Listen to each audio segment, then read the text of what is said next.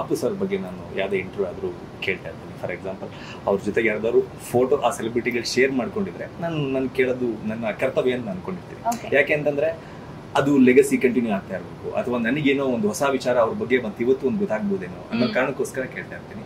ಅಪ್ಪು ಸರ್ನ ನೀವು ಮೀಟ್ ಮಾಡಿದಿರಿ, ಅವ್ರ ಜೊತೆ ಮಾತಾಡಿದಿರಿ. ಅಪ್ಪು ಸರ್ ಬಗ್ಗೆ ಹೇಳೋದಾದ್ರೆ ಇವತ್ತು ಅವ್ರ ಜೊತೆ ಇಲ್ಲ, ಹೇಳೋದಾದ್ರೆ ಏನು ಹೇಳ್ಬೋದು, ಯಾವ ಘಟನೆನ ನೆನಪಿಸ್ಕೊಳ್ಬೋದು, ಆಡಿಯನ್ಸಿಗೆ ಇವತ್ತಿಗೂ ಗೊತ್ತಿಲ್ಲದಿರೋ ಯಾವ್ದಾದ್ರು ವಿಚಾರ ಇದ್ರೆ ಹೇಳ್ಬೋದಾ?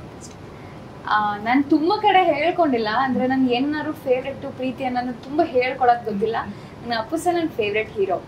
ನನ್ನ ಫೇವ್ರೆಟ್ ಹೀರೋ ಅಂದ್ರೆ ನಮ್ಮ ಮನೇಲಿ ಸಿನಿಮಾ ತೋರಿಸ್ದೆ ಬೆಳೆಸಿದ್ರು ಕೂಡ ಸಿನಿಮಾ ಇಷ್ಟವಾದ ಹೀರೋ ಅಂದ್ರೆ ಅವರು. ಅರಸು, ಮಿಲನ, ಜಾಕಿ, ಹಾಡುಗಳು, ಡಾನ್ಸ್.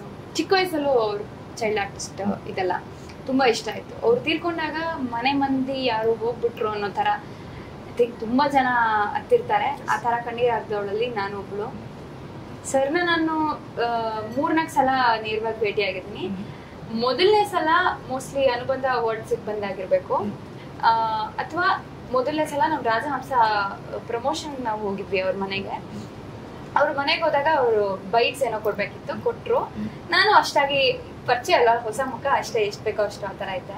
ಹಿಂಗೆಲ್ಲ ಹೇಳಿ ಆಯ್ತು ಥ್ಯಾಂಕ್ ಯು ಸರ್ ಅಂದ್ಬಿಟ್ಟು ಹಿಂಗ ಮನೆಯಿಂದ ಆಚೆ ಹೋಗುವಾಗ ಹೇ ರಂಜನಿ ಅಂತ ಕರೆದ್ರು.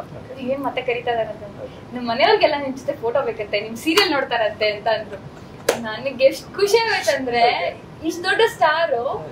ನಾನು ಅವಾಗಿನ್ನು ಫಸ್ಟ್ ಸಿನಿಮಾ ಇನ್ನೂ ರಿಲೀಸ್ ಆಗಿಲ್ಲ, ಪ್ರಮೋಷನ್ ಮಾಡ್ಬೇಕು. ಅವ್ರ ಮನೆಯವರೆಲ್ಲ ಕೇಳಿದ್ರು ಅಂದ ತಕ್ಷಣ ಅವ್ರು ಬಂದ್ಬಿಟ್ಟು ಅವ್ರ ಪರವಾಗಿ ನನ್ನ ಹತ್ರ ಫೋಟೋ ನಿಂತ್ಕೊಡಿ ಅಂತ ಕೇಳಿದ್ರು. ನನಗೆ ಸಖತ್ ಖುಷಿ ಆಗಿತ್ತು. ಈ ತರನೇ ಅಂದ್ರೆ ಜನ ಎಲ್ಲ ಏನಾದ್ರು ಹೇಳ್ತಾರೆ ಅಂದ್ರೆ ಅದು ಸತ್ಯ ಇದ್ದೇ ಇರತ್ತೆ ಅದ್ರಲ್ಲಿ. ಸೊ ಅಂತ ಸರಳತೆ, ಅಷ್ಟು ಸಜ್ಜನ ಅಪ್ಪು ಸರ್. ಮುಜುಗರ ಅಂತ ಆಗಿರುತ್ತೆ ನಿಮ್ಗೆ ಆ ಕ್ಷಣಕ್ಕೆ? ಅಯ್ಯೋ, ನನ್ನ ಹತ್ರ ನಾನೇ ಸರ್ ಬನ್ನಿ ಅಂತ ಸೆಲ್ಫಿ ತಗೊಂಡು ಹೋಗಿದ್ದೀನಿ ಆಚೆ. ಅವಾಗ ತಾನೆ ತಿರ್ಗಾ ಬನ್ನಿ ಅಂತ ಅಂದ್ಬಿಟ್ಟು ಅವ್ರ ಮನೆಯಲ್ಲಿದ್ದವ್ರ ಜೊತೆ ಫೋಟೋ, ಕೆಲ್ಸದವರು, ಅದರ್ ಪೀಪಲ್ ಅವ್ರ ಜೊತೆ ಫೋಟೋ ತೆಗ್ಸಕ್ಕೆ ಅವ್ರು ಕರೆದಿದ್ರು ನನ್ನ.